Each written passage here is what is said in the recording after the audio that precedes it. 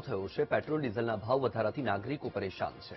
ગાંધીનગરના વાહન ચાલકોએ ભાવ વધારાને અયોગ્ય ગણાવ્યો। પેટ્રોલના ભાવ વધતા અન્ય વસ્તુના ભાવ વધવાનો પણ વાહન ચાલકોને ભય છે। વધતી મોંઘવારીમાં જરૂરી પગલાં લેવાની ગાંધીનગરના લોકોએ માંગ કરી છે। મોંઘવારીની સ્થિતિમાં અત્યારે ભાવ એટલો બધો વધી ગયો છે તે લોકોનું જીવવાનું અને દુષ્કર થઈ ગયું છે અને પેટ્રોલની લાઈનો અને આ તે બધું વધતું જતું હોય છે। હવે અત્યારે તમે જોઈ શકો છો કે કેટલી લાઈન લાગી છે અત્યારે, તો શું કરવાનું? એક બાજુ દૂધના બી વધારી દીધા, એક બાજુ પેટ્રોલના વધારી દીધા અને આ બધા વચ્ચે એટલે ઓટોમેટિક બીજાના ભાવ વધવાના જ છે।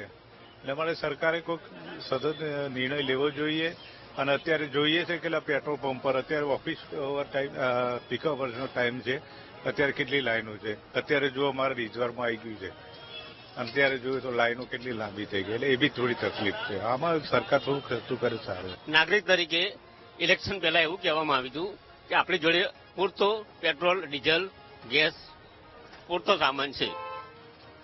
સરકાર આવી ગઈ, બધું આવી ગયું, હવે અછત આવી પડી છે। કઈ રીતે આવી, ક્યાંથી આવી, શું છે? આ બધા રોડ શો અને મોટા મોટા પ્રોગ્રામ થાય છે, ત્યાં કઈ થતું નથી અને અમારા જેવાના 15,000માં નોકરી કરતા હોય એમાં અમારે દિક્કત પડે।